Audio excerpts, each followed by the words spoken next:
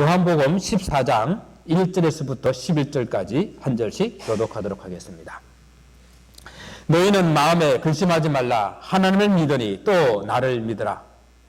아버지 집에 거할 곳이 많도다. 그렇지 않으면 너에게 일렀으리라. 내가 너희를 위하여 거처를 예비하러 가노니 가서 너희를 위하여 거처를 예비하면 내가 다시 와서 너희를 내게로 영접하여 나 있는 곳에 너희도 있게 하리라. 내가 어디로 가든지 거기를 너희가 아느니라. 동마가 이르되 주여 주께서 어디로 가시는지 우리가 알지 못하거늘 그 길을 어찌 알겠사옵나이까. 예수께서 이르시되 내가 곧 길이요 진리요 생명이니 나로 말미암지 않고는 아버지께로 올 자가 없느니라. 너희가 나를 알았더라면 내 아버지도 알았으리로다. 이제부터는 너희가 그를 알았고 또 보았느니라. 빌립이 이르되 주여 아버지를 우리에게 보여주옵소서. 그리하면 족하겠나이다. 예수께서 이르시되 빌립아 내가 이렇게 오래 너희와 함께 있으되 네가 나를 알지 못하느냐. 나를 본 자는 아버지를 보았거늘 어찌하여 아버지를 보이라 하느냐. 내가 아버지 안에 거하고 아버지는 내 안에 계신 것을 내가 알지 아니하느냐. 내가 너에게 이르는 말은 스스로 하는 것이 아니라 아버지께서 내 안에 계셔서 그의 일을 하시는 것이라. 같이 보겠습니다. 내가 아버지 안에 거하고 아버지께서 내 안에 계심을 믿으라. 그렇지 못하겠거든 행하는 그 일로 말미암아 나를 믿으라. 아멘. 예수께서 하신 말씀으로 인해서 제자들이 걱정이 이만저만이 아닙니다. 예루살렘 올라오시면서 종교 지도자들에게 고난을 받고 돌아가실 것을 계속 말씀하셨는데 이제 바로 그 때가 되었다라고 말씀하셨습니다. 그리고 유월절 만찬 자리에서 제자 중에 한 사람이 바로 주님을 배반하려고 팔 것이라고 말씀하셨는데 예수께서 종교 지도자들에게 잡히시는 그 일이 다른 사람도 아닌 함께 동고동락했던 제자, 그 제자 중에 한 사람의 배반으로 그 일이 일어날 것이라고 말씀하신 것입니다. 그리고 주님께서는 곧 가시게 되는데 주님께서 가시는 그 길은 제자들이 올 수 없다라고 말씀을 하셨습니다. 또한 제자 중에 한 사람만 아니라 그 함께 있는 모든 제자들이 다 주님을 버리고 도망할 것이라고 말씀을 하셨고 주님의 수제자라고 하는 베드로까지 오늘 밤에 주님을 모른다고 3번이나 부인할 것이라고 말씀하셨습니다. 정말 지난 3년간의 모든 수고가 그 모든 노력이 다 무거품이 되는 것 같은 그런 순간이 어찌 그들에게 근심 걱정이 안 될 수 있겠습니까? 그래서 제자들이 심히 근심하고 걱정하고 있을 때에 주님께서 말씀하셨습니다. 근심하지 말라. 정말 베드로가 목숨을 걸고 맹세를 했지만 주님을 따라갈 수 없을 뿐만 아니라 정말 당장 오늘 저녁에 오늘 밤에 주님을 모른다고 3번이나 부인하게 된다고 한다면 도대체 누가 주님을 따라갈 수가 있겠습니까? 베드로를 위시한 다른 모든 제자들이 불안을 느끼며 근심할 수밖에 없었다라는 것입니다. 그런 제자들의 마음을 아신 주님께서 하시는 말씀이 너희는 마음에 근심하지 말라. 여기서 근심하지 말라 할 때 그 근심이라고 하는 것은 단순한 그냥 고민이 아니라 마음이 심히도 혼란스럽고 그리고 걱정되고 그래서 마음에 고통이 있는 그런 근심을 말하는 거예요. 사실 이 제자들이 근심하는 그런 이유도 우리가 따져보게 되면은 주님에 대한 믿음이 없기 때문에 근심하고 있는 겁니다. 그 주님께서는 이렇게 말씀하셨습니다. 하나님을 믿으니 또 나를 믿으라 라고 말씀하셨어요. 이미 말씀드린 것처럼 제자들이 근심할 만한 그런 충분한 이유가 있어요. 그럼에도 불구하고 주님께서는 근심하지 말라라고 말합니다. 자, 근심하는데 근심이 어디에 있나 하면 근심이 마음에 있다고 그랬어요. 마음에. 마음에 근심이 있다고 그랬는데 여러분 마음이 어디에 있나요? 여러분 마음은 어디에 있어요? 마음 여러분 어디 있는지 아세요? 한국 사람들 비슷한 동양 사람들은 마음이 이곳에 있다 그래요. 네, 마음이 가슴이나 이렇게 심장 부분에 이렇게 있다고 합니다. 그런데 이제 서양 사람들은 대부분의 사람들이 마음이 요 머릿속에 뇌에 있다고 이렇게 생각하는 생각의 차이겠죠. 심장 전문의가 가슴을 열고 심장을 열어봤는데 그 속에 마음이 없었어요. 뇌 전문의가 뇌를 열어보았습니다. 그 속에 마음을 찾을 수가 없었어요. 마음은 그 있는 장소도 모르겠고 형태도 없는 것인데 그러나 분명한 것은 마음이 존재합니다. 저도 위치상으로는 이곳에 있는 것 같은데 뇌에 저장된 많은 정보와 지식에 따라 가지고 우리 마음이 달라지고 또 행동하는 걸 보게 되면은 이 마음에 영향을 주고 작용하는 모든 것이 뇌에 있는 것 같아요. 그러나 아직 결론을 내릴 수가 없습니다. 어떤 사람이 살인을 했어요. 근데 사람들이 다 말합니다. 아니, 저 사람은 평소에 너무 착하고 정말로 법 없이 살 수 있는 그런 사람이어서 저 사람이 살인했다는 것은 믿을 수가 없다라고 모든 사람들이 이구동성으로 그렇게 말을 했어요. 그러니까 하도 모든 사람들이 그렇게 말하니까 재판관도 그 살인한 그 사람의 법을 집행하기 어려웠습니다. 그래서 그 사람을 진단을 해봤어요. 그랬더니 뇌에 종양이 생겼어요. 뇌 종양으로 인해 가지고 그 사람의 그 뇌에서 그 사람의 마음 미워하는 마음, 악한 마음을 이렇게 조절해 가지고 사람을 죽이겠다 그래 가지고 그 사람을 무죄로 판결을 내렸습니다. 실제 있었던 일이에요. 마음이 어디에 있는지 우리는 정확하게 결론을 내릴 수가 없습니다. 성경 또한 말씀을 그렇게 하십니다. 사람의 감정을 표현하고 있는 이런 기관들을 여러 가지로 이렇게 표현하고 있는데 예레미야에서는 극심한 그런 슬픔을 표현하게 할 때에 내 창자가 아프다라고 이렇게 말을 했어요. 우리가 자주 말하는 것처럼 우리 마음이 아플 때에 우리 심장이 가슴이 답답하다라고 이렇게 표현하기도 하잖아요. 때로는 우리는 이 마음이 아플 때에 내 애간장이 녹는다라고 이렇게 표현하기도 해요. 그러니까 마음이라고 하는 것은 저는 이렇게 생각해 봐서 그래서 마음은 우리 모든 신체 기관에 다 연결되어 있지 않나. 한번 보세요. 너무 극심으로 마음이 힘들고 어려울 때에 때로는 옆에 가서 손만 지긋하게 잡아줘도 마음이 풀려요. 그죠? 낙심하고 힘들어 있는 사람에게 가서 우리 자녀들에게 머리를 이렇게 쓰다듬어 줘도 그 마음이 풀려요. 때로는 지그시 쳐다만 봐도 마음이 풀리는 경우가 있어요. 이게 마음이라고 하는 것은 정확하게 어디 있는지는 모르겠는데 모든 기관에 모든 감각에 연결되어 있지 않나 이렇게 생각합니다. 성경에서도 마음이 존재하는 장소는 어디라고 정확하게 말씀하고 있지 않지만 그러나 그 마음이 작용하는 역할과 그리고 그 기능은 너무도 중요하다라고 이렇게 말씀하십니다. 그래서 무릇 지킬 만한 그 어떤 것보다도 무엇을 지키라고요? 내 마음을 지켜라라고. 왜? 생명의 근원이 여기서 나느니라 라고 말씀을 하고 있습니다. 그래서 흔히 우리는 이 마음은 우리 영혼의 자소, 영혼의 거처라고, 영혼의 처소라고 말할 수가 있습니다. 하나님께서는 우리에게 마음을 주셔서 그 마음을 통해서 지정의의 그런 것들을 모두 관장할 수 있도록 하시고 생각할 수 있도록 하시고 느끼게 하시고 판단할 수 있도록 이렇게 하셨습니다. 그래서 사람은요, 그 마음에 무엇을 두느냐, 무엇으로 그 마음속에 가득 차 있느냐에 따라서 생각하고 행동하게 되어 있습니다. 마음의 근심으로 가득 차게 되면 우리들의 생각, 느낌, 행동, 그것은 불안하고 걱정하고 혼돈으로 나타날 수밖에 없다라는 이야기입니다. 그래서 이러한 마음은 믿음이 없기 때문이라고 이야기하는 거예요. 왜? 예수님의 제자들의 상황이 그럴 수 있었잖아요.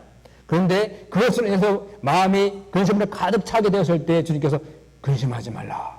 나를 믿으니 또 하나님을 믿으니 또 나를 믿으라 라고 말씀하셨습니다.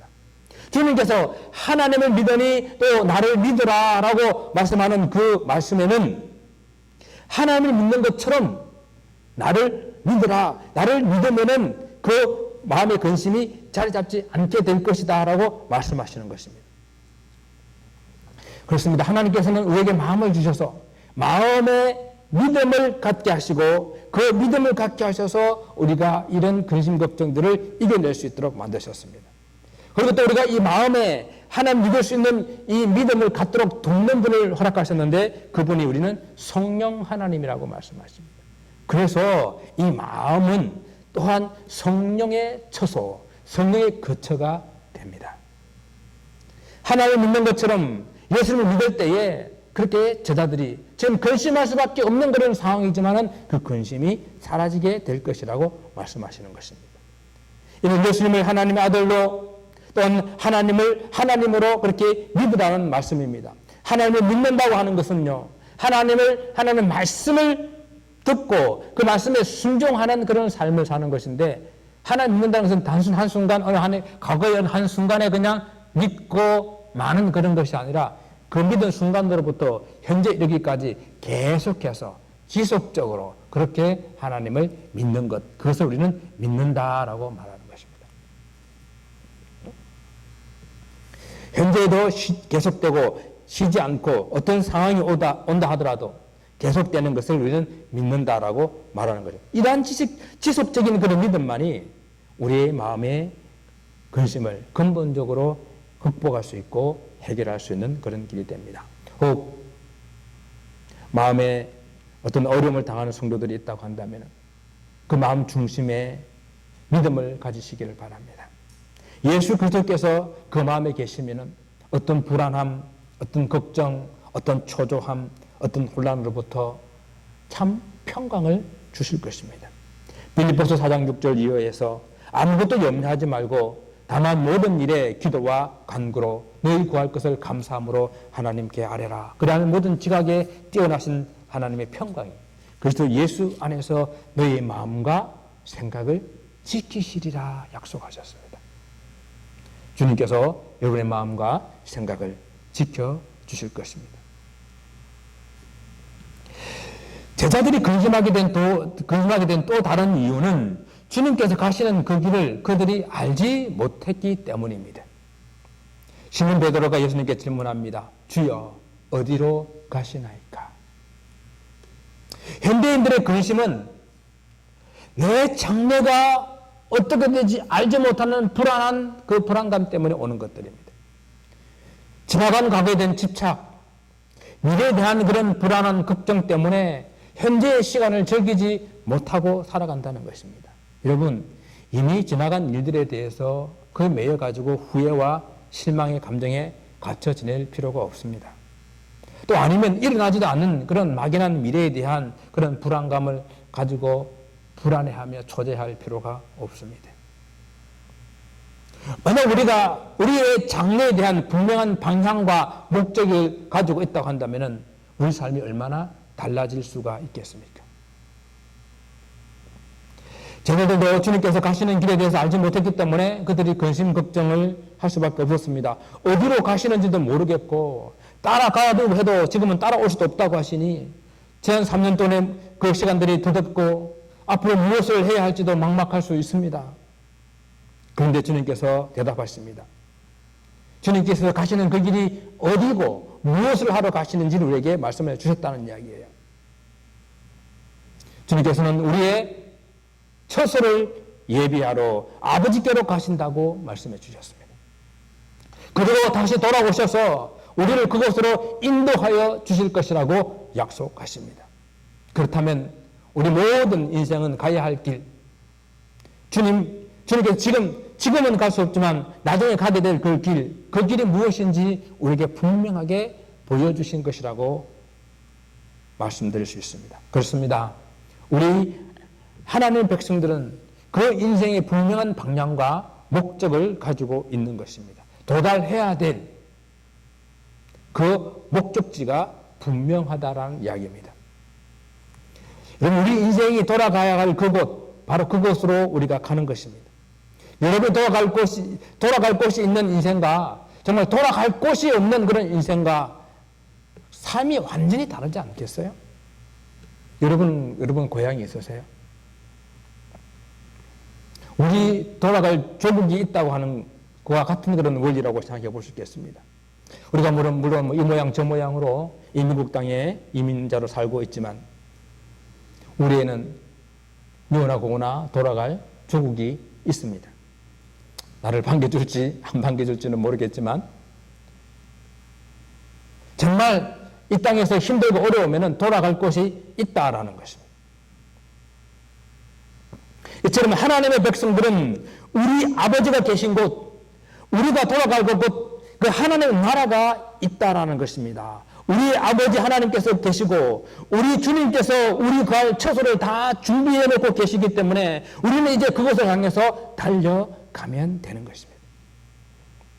그러면 세상에 목적 없고 방향 없는 사람들처럼 정처 없이 살지 않고 우리에게 주어진 시간, 우리에게 주어진 물질, 우리에게 주어진 그런 능력, 달란트를 가지고 주님의 뜻을 향하다가 그 주님을 위해서 살아가다가 그렇게 주님 앞에 나중에 서야 되지 않겠습니까?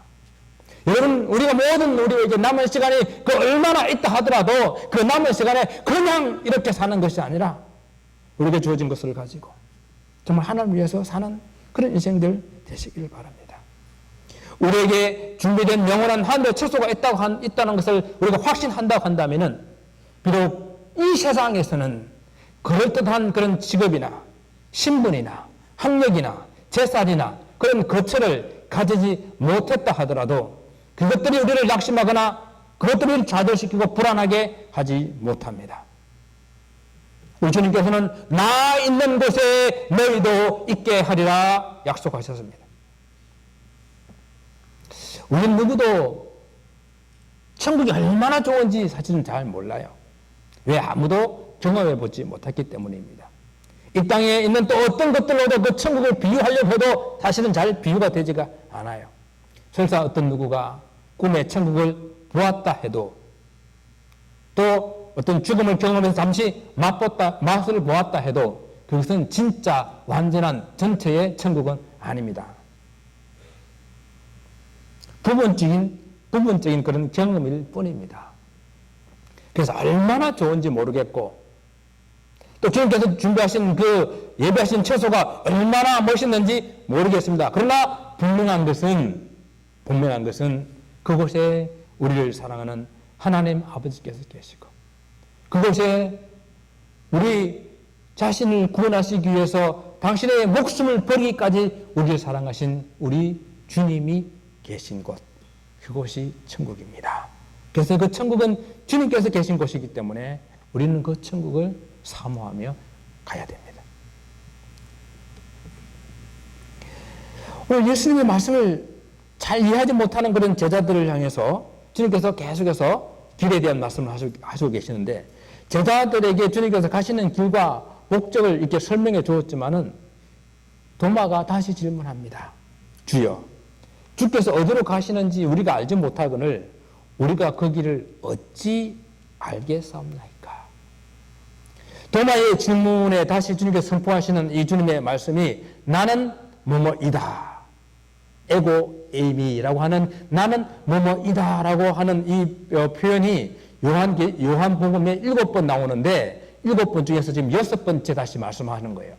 나는 뭐뭐이다. 나는 뭐뭐이다라는 이야기는 하나님께서 당신을 나타내실 때에 나는 여호와 하나님이라고 말씀하시게 될 때에 하는 그 표현으로서 이 표현은 하나님께서 사람들에게 자신을 계시할 때 하는 그런 표현입니다. 그래서 이 표현은 예수님의 신적 자기 계시예요. 그것이 세 가지로 나오게 되는데 그 세 가지를 살펴봅니다. 첫 번째, 나는 뭐라고요? 나는 길이다. 나는 길이다. 주님께서 당신은 길이라고 말씀하십니다. 여러분, 길이 있는 이유는 뭡니까? 길은 어디론가 사람을 인도합니다. 목적지로 길은 향해져 있습니다. 그리고 세상에는 수많은 길들이 있어요. 오늘도 수많은 사람들은 그 길을 향해 걸어가고 또 그 길은 수많은 사람들을 그 목적지로 인도합니다. 수많은 사람들은 그 길을 향해서 어디론가 달려가고 있어요. 여러분, 아주 이른 새벽이나 아주 늦은 밤에 여러분 바깥에 나가보셔도 여전히 도로에는 차들이 쌩쌩 달리고 있어요. 그걸 가끔 생각해 봅니다. 지금 저 사람들은 어디로 가고 있을까? 어느 날, 어느 때에 내가 그 하이웨이를 달리고 있으면 또 다른 사람도 나를 보고 생각할 거예요. 저 사람은 지금 저렇게 어디로 가고 있을까?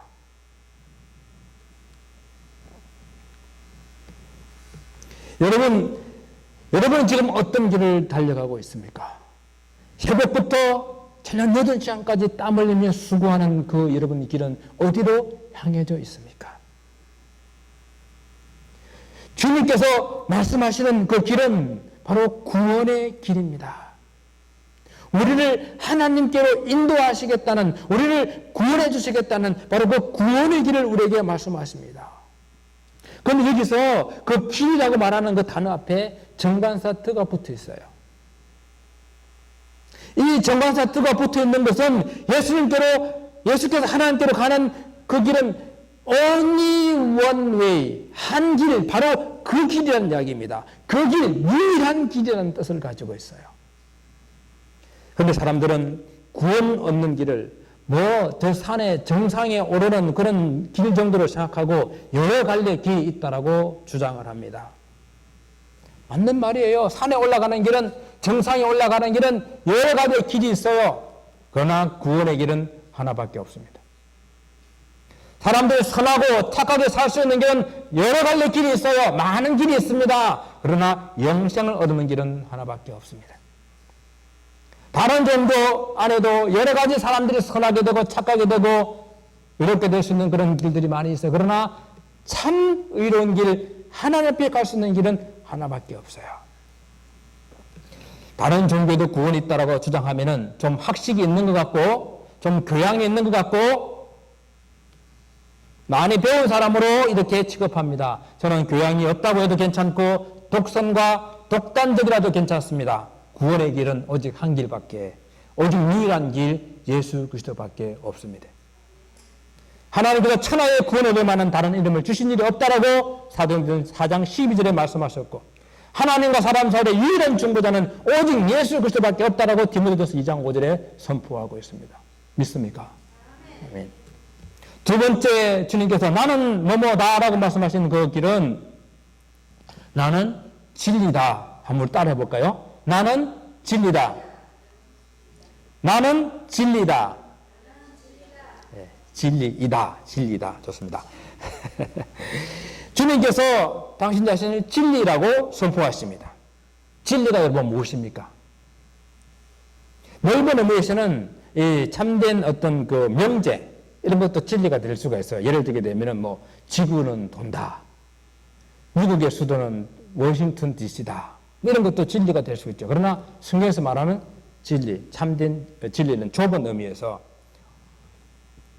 보편적이고 불변적인 것, 보편적이고 불변적으로 항상 옳은 것, 그것을 진리라고 말해요. 언제 어디서나 항상 옳고 바른 것, 그것을 진리라고 말합니다. 여러분, 세상에 이런 진리가 있습니까? 모든 시대, 모든 상황, 그 가운데서 항상 옳고 바른 것이 있습니까? 세상에 이런 것은 없습니다. 우리가 이 세상 가운데 절대 변하지 않을 거라고 했던 것들이 변하고 있어요. 우리는 모르지만 지금 모든 것들은 다 변해가고 있습니다. 저와 여러분이 어제 만나고 오늘 만나도 저는 어제의 제가 아니에요. 지난주 교회에 모였지만 지난주의 교회가 아니야. 모든 것들은 다 변해가고 있습니다. 절대 변하지 않을 거라 했던 그런 가치도 다 변하고 있습니다. 그래서 이 세상 가운데는 절대적인 진리는 없어요. 우리가 성경에서 말하는 진리라고 하는 것은 상대적이 아니라 이런 절대적인 진리를 말하는데, 그래서 이 세상에는 진리가 없다라고도 말할 수가 있어요. 절대적인 진리. 절대적으로 옳은 분은 하나님 한 분밖에 없습니다. 그래서 진리라는 이 단어는 오직 우리 하나님께만 사용할 수가 있는 것입니다. 그래서 성경에서는 진리는 하나님 혹은 하나님 말씀을 의미했습니다. 그런데 오늘 요한복음 1장에서 예수께서 신적인 자기 계시의 중요한 표현을 하시면서 오늘 14장까지 오면서 계속해서 나는 뭐뭐이다 라고 말씀하시면서 당신을 진리로 말씀하시는 거예요. 태초에 예수께서 말씀으로 계실 때에 그 상태를 우리는 로고스라고 그러거든요. 로고스. 그 로고스로 계신 그 예수님을 표현하게 될 때에 그 로고스로 계신 주님 가운데에 은혜와 진리가 충만하더라라고 말씀하고 있어요. 그 은혜와 진리가 충만하신 로고스인 예수님께서 이 땅에 육신을 입고 이 땅에 오시게 될 때에 그분 가운데에 진리가 충만하다라고 이렇게 말씀하십니다. 그래서 본문에서 내가 진리다라고 말하는 그 말씀은 그 말씀하고 정관사를 붙여가지고 내가 바로 그 진리이다라고 말씀하시는 거예요. 내가 하나님 아버지께서 말씀하신 바로 그 진리. 내가 하나님 아버지께서 보내주시겠다고 말씀하신 바로 그 메시아, 내가 바로 태초에 로고스로 있다가 육신으로 있고 이 땅에 오신 바로 그 하나님이라고 선포하시는 말씀이 내가 진리이다라는 말씀의 뜻입니다. 그렇잖아요? 진리는 변하지 말아야 돼요. 진리는 모든 사람에게 열려있고 적용되어야 됩니다. 진리는 시대와 상황을 초월해야 됩니다. 그런 진리는 예수님밖에 없습니다. 여러분, 오늘까지 수많은 사람들의 철학과 사상들이 일어났다가 다 사라졌어요. 오직 진리 되신 우리 주님과 그분의 말씀만 영원합니다. 그러므로 진리 되신 주님과 주님 말씀을 알 때에 그 진리가 우리를 죄에서 자유케 해 주실 것입니다. 이제 마지막 세 번째에 주님께서 나는 누구이다라고 자기를 계시하는데 나는 생명이다라고 말씀하셨습니다. 자, 따라 하시겠습니다. 나는 생명이다. 나는 생명이다. 예. 생명이 여러분 무엇입니까? 살아있는 모든 존재들이 가지고 있는 이 생명은 생물이 살아서 숨쉬고 활동할 수 있게 하는 그 힘, 이런 생명력이라고 말하죠. 모든 생명은 어떤 생명이든지 그것을 보고 있으면 참 신비한 것 같아요. 또 새로운 생명이 태어나는 것을 이렇게 부추겨 보게 되면 신비한 것을 넘어서서 경이로운 것 같아요. 그런데 이 생명이 어디에서 왔습니까? 이 생명의 근원이 어디입니까? 태초의 생명은 어디에서 시작되었습니까? 우리가 이 문제에 대해서는 우리가 학교에서 배운 것과 성경에서 말하는 것과의 차이를 가지고 오늘까지 살아왔습니다. 지금 우리 자녀들도 성경에서 말씀하시는 이 생명에 대한 이야기와 그들이 학교에서 말하는 것과 다른 그런 세상을 살아가고 있어요. 그래도 양심 있는 선생님은 우리 기독교 학생들을 바라보고 미안하다. 그런데 이렇게 가르쳐야 된다라고 말씀을 하세요. 미안한데 우리가 대학 가기 위해서는 이렇게 답을 써야 된다라고 말씀하시는 분은 그래도 양심이 있는 분들이에요. 여러분, 태초에 생명이 아메바에서 왔습니까? 아메바에서 시작한 생명이 이렇게 고등동물인 인간으로 진화가 되었습니까? 이것을 진리로 믿고 있는 사람들은 이렇게 말해요. 아직도 닭이 먼저냐 계란이 먼저냐라고 이렇게 묻고 있습니다. 이렇게 묻는 것이 뭐 대단한 철학적인 그런 또는 사변적인 것을 생각하고 우쭐대고 있습니다. 성경을 알면요, 이 답은 명확합니다. 뭐가 먼저입니까? 뭐가 먼저요? 닭이 먼저요. 계란을 품고 있는 닭이 먼저요. 하나님께서는 계란을 품고 있는 닭을 이 땅에 창조하셨습니다. 씨를 가지고 있는 나무를 창조하셨어요. 씨를 가지고 있는 채소를 창조하셨어요. 너무도 명확한 질문인데 그런 질문 놓고 철학적이라고 그래요. 이 땅의 생명은 태초에 하나님의 빛이 있으라 하신 그 여세 동안에 창조하심으로 생겨난 것들입니다. 그러므로 생명은 하나님의 속성으로 생명의 근원, 생명의 주체가 하나님이시라는 겁니다. 그런데 예수님께서 자신을 하나님의 속성인 이 생명이라고 말씀하시는 것은 예수님 당신도 하나님이시라고 선포하고 있는 것입니다. 이것이 요한복음에서 가장 중요한 핵심이고 계속해서 우리에게 말씀하고 있는 내용이에요.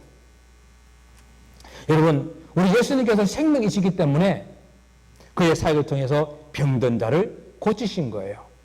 그리고 예수님께서는 생명이시기 때문에 죽은 자를 살릴 수 있었던 것입니다. 예수님의 이적과 기적은 매직이 아니에요. 예수님의 그 기적은 단순히 어떤 능력 행함도 아닙니다. 예수님께서 하나님이심을 나타내며 선포하시는 것입니다. 그래서 예수께서 생명 그 자체이시기 때문에 충만한 생명으로 생명들을 살리신 것입니다. 요한복음 10장 10절에서는 내가 온 것은 양으로 생명을 얻게 하고 더 풍성히 얻게 하려 하심이라고 주님께서 오신 목적을 분명하게 말씀하고 있습니다.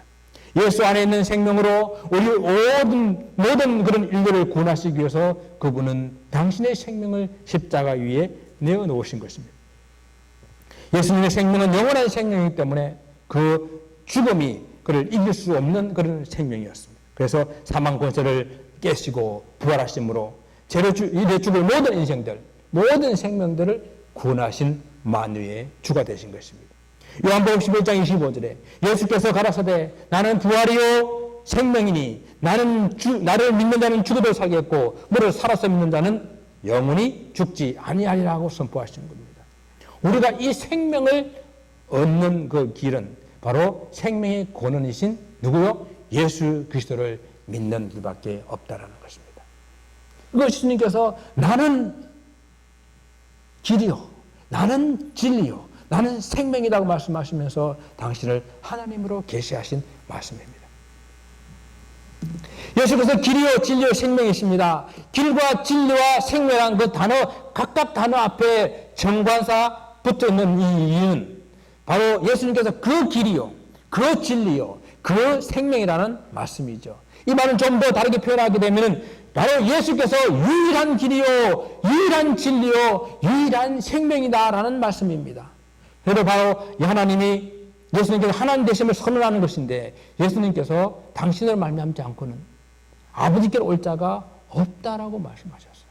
왜? 예수님께서 유일한 길이고 유일한 진리고 유일한 생명이기 때문에 예수님을 말미암지 않고는 아버지께로 올 자가 없는 거예요.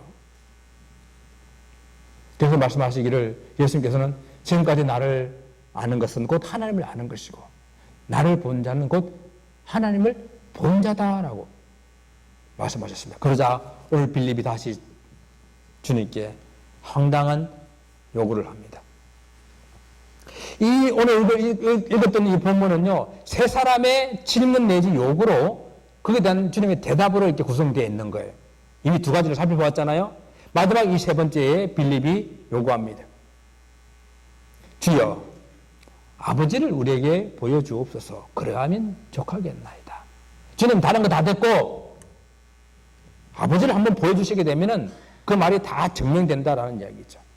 우리도 가끔 이렇게 황당한 요구를 할 때가 있습니다. 근데 이 요구 자체가 참으로 어리석은 질문이요 요구입니다. 출애굽기 33장 18절에 모세가 하나님께 이렇게 기도했어요. 원하건대 주의 영광을 내게 보이소서. 그러나 20절에 주님께서 뭐라고 말씀하신 줄 아십니까? 네가 내 얼굴을 보지 못하리니 나를 보고 살 자가 없음이라. 하나님을 보고 살 인생이 없다라는 이야기예요. 그래서 하나님께서는 그에게 은혜를 베푸셔가지고 그를 덮어두셨다가 지나가는 디모스만 살짝 보여주셨습니다. 오늘 이런 하나님의 은혜는 오늘 우리에게 어떻게 베풀어주셨는가 하면은 아무도 하나님을 보고 살 자가 없는데 하나님을 보실 수 있도록 하나님의 아들을 이 땅에 육신을 입고 오게 하셔서 예수님을 보므로 그 아들을 보므로 아버지를 볼 수 있게 해주셨습니다. 이는 엄청난 은혜예요. 예수님은 하나님과 본체시고 하나님과 동등한 분이시기 때문에 예수님을 본 사람은 곧 하나님을 본 사람입니다. 예수님 안에 예수께서 거하시고 하나님 안에 예수께서 거하시고 그리고 예수님 안에 하나님께서 거하시기 때문에 이 두 분은 한 분이세요. 우리가 이 사실을 믿는 것이 참 길이요 진리요 생명이심을 믿는 이 요한복음의 핵심이에요. 오늘 이 핵심을 여러분 놓치지 마시기 바랍니다. 어떻게 예수께서 이렇게 세상에서 하나밖에 없는 이런 유일한 길이고 또 유일한 진리고 유일한 그 생명이라는 사실을 이런 사실이 이런 예수님이 될 수가 있느냐 하는 것이 바로 우리가 오늘 이 본문에서 핵심으로 말씀하고 있는 예수님이 바로 하나님이시기 때문에 이 사실이 가능한 것입니다. 예수님 안에 하나님이, 하나님 안에 예수께서 거하시는 한 분 되시는 하나님이시라는 이야기입니다. 사람의 모양으로 또 사람의 육신을 입고 오신 예수님께서 하나님이라고 계속해서 요한복음에서는 7번의 그런 표적을 통해서 또 7번의 나는 누구이다, 나는 뭐뭐이다라는 그런 말씀을 통해서 말씀을 해주고 있습니다. 예수께서 유일한 길이시요, 진리시요, 생명이심을 오늘 이 시간 믿기를 주님 이름으로 권면을 드립니다. 예수님을 통하지 않으면 하나님 아버지께로 갈 수 있는 길이 없다는 사실을 분명하게 기억할 수 있기를 바랍니다. 그래서 내가 이러한 예수님을 믿게 되게 되면 내 안에 이제는 예수께서 거하시고 그리고 내가 예수님 안에 거할 수 있다라고 말씀을 하셨습니다. 이것이 오늘날 우리가 하나님께서 예수님과 하나 된 것 같이 우리가 예수를 믿게 되게 될 때에 우리 또한 예수님과 하나 될 수 있는 그 길을 열어놓으셨다라는 이야기입니다. 처음을 다시 돌아가 질문합니다. 눈에 보이지 않고 그리고 만질 수도 없지만 우리 영혼의 처소가 되는 우리의 마음에 무엇이 가득 차 있습니까? 지금 이 마음에 무엇이 가득 차 있냐에 따라 가지고 그 가득 찬 것을 우리는 생각하고 말하고 행동할 수밖에 없다라는 사실입니다.